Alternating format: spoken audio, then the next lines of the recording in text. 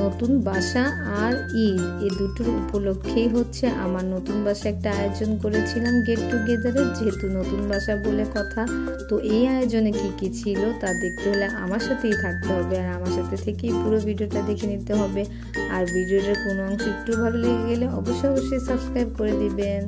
Hello guys, আসসালামু আলাইকুম। সবাই কেমন আছেন? আশা করছি সবাই ভালো আছেন। তো আমি আমার নতুন বাসা আর ঈদ উপলক্ষে বাসায় ছোট্ট একটি আয়োজন করেছিলাম ভাই বোন আর চাচা ফুপুদের জন্য। তো এর জন্য আমি গরুর মাংস রেডি করে নিচ্ছিলাম। তো যেহেতু একাই সব করব, তো ভাবলাম একটা একটা করে বসিয়ে দিই। তো প্রথমে আমি গরুর মাংসটাকে রেডি করে নিয়েছিলাম। আমি যে মশলা গিফট পেয়েছিলাম সেগুলা দিয়ে সব মশলা দিয়ে মাখিয়ে দেন আমি এখন হচ্ছে বসিয়ে দিচ্ছিলাম। আর এই চুলায় মূলত বলা যায় আমার এটা প্রথম রান্না, মানে এত বড় হাঁড়িতে রান্না। কারণ যেহেতু বাসায় উঠেছি বেশি দিন হয়নি, যারা আমার ভিডিও দেখেন তারা তো জানেনই।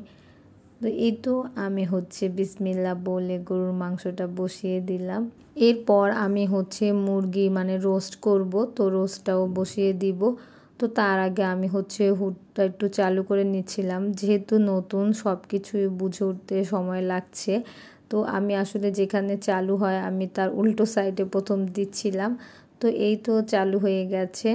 তো আমি এখন গরুর মাংসটা বসিয়ে দেওয়ার পর আরেকবার একটু চেক করে নিচ্ছিলাম যে মাংসটা কেমন হয়েছে।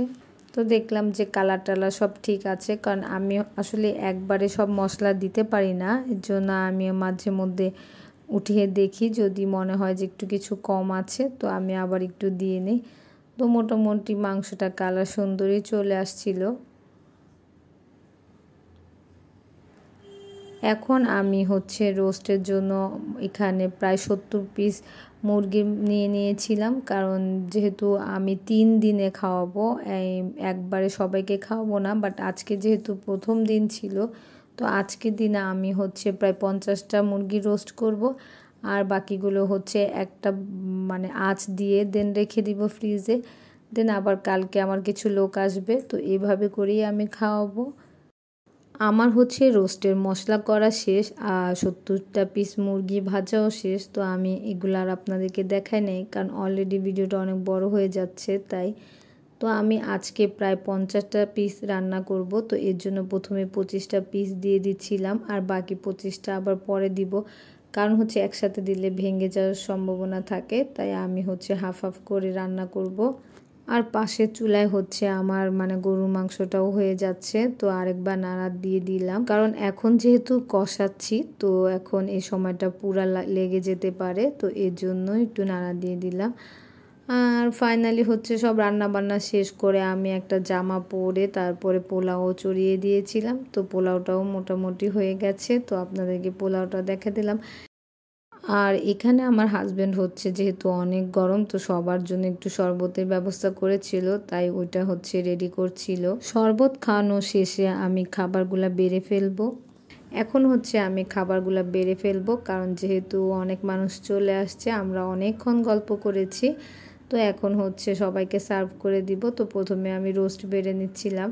তো আমার রোস্টের হচ্ছে নিচের দিকে ঝোলগুলো আছে, তো আমি আগে রোস্ট দিয়ে দেন ঝোলগুলা দিব। আর এখন হচ্ছে আমি গরুর মাংস বেড়ে নিচ্ছিলাম। তো গরুর মাংসটা দেখতেও সুন্দর হয়েছিল, খেতেও অনেক মজা হয়েছিল। তো আমি যেহেতু বুফে সিস্টেম করেছিলাম, মানে সে ওই রকমভাবে করতে পারিনি আমি যেরকমটা চেয়েছিলাম, বাট মোটামুটি বুফেই করেছিলাম। তো সব কিছুই হয়েছে, দিয়ে দিয়েছি, যে যার মতো নিয়েছে। তো খাবার দাবার আসলে শুরু হয়ে গেছে। তো আসলে বুফে করলে কি হয় যে একবারেই সবাই খেয়ে নিতে পারে, যেমন টেবিল চেয়ারে করলে 6জন 6জন করে বসতে হয়, কিন্তু আমি বুফে দিয়ে দিই যাতে যে যার মতো নিয়ে এক এক জায়গায় বসে পড়ে, খাবার দাবারগুলো একবারেই শেষ হয়ে যায়। আর লাস্টলি হচ্ছে আমার বোনের মেয়েরাও খাচ্ছিল। আসলে আমি সবাইকে ক্যাপচার করতে পারিনি, কারণ যেহেতু অনেকক্ষণ মানে কাজ করছিলাম, সার্ভ করছিলাম। যতটুকু যা ক্যাপচার করতে পেরেছি আপনাদেরকে একটু দেখাচ্ছি। আর আমার হাজব্যান্ডের হচ্ছে একটা ভাই, ও হচ্ছে কেক নিয়ে আসছিল নতুন বাসা উপলক্ষে, তো এর জন্য একটা কেক কেটে নিচ্ছিলাম, যেহেতু কেকটা নিয়ে আসছে। আর আনাইজা তো কেক কাটার জন্য একদম পটু, তো ওই হচ্ছে কেকটা কাটছিল। এখানে আসলে সবাই ছিল, আমার হাজব্যান্ডের বাসার মানুষ, আমার বাসার মানুষ, আমার হাজব্যান্ডের চাচা ফুপু আর খালারা। তো মোটামুটি সবাইকেই বলেছিলাম, যারা যারা আসতে পেরেছে এসেছে। সবাইকে একসাথে পেয়ে অনেক দিন পর অনেক ভালো লাগছিল। আর এখানে আমরা হচ্ছে ফটো সেশন করার জন্য বসে পড়েছিলাম।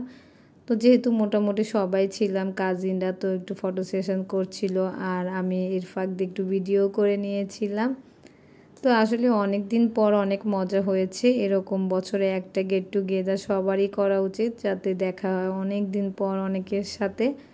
তো আশা করছি আমি নেক্সটে আবার করব, কারণ আমার মেহমান খাওয়াতে খুব ভালো লাগে। এই তো এরপর এক এক করে সবাই চলে যাচ্ছিল, তো সবাইকে একটু ক্যাপচার করে নিয়েছিলাম। আসলে এই সময়টা একটু খারাপই লাগে যখন সবাই চলে যায়। আর এই ভিডিওটা হচ্ছে পরের দিন আমার কাজিনরা আসছিল, তো ওদেরকে একটু সার্ভ করার সময় ভাবলাম একটু ক্যাপচার করে নিই। এছাড়া আমি হচ্ছে এই আমার চাচাদেরকেও বলেছিলাম, যেহেতু একটু নতুন বাসা করেছি আর যেহেতু ঈদ, তো আমার চাচাদেরকেও বলেছিলাম। তো এই তো আমার চাচারাও আসছিল দুপুরে।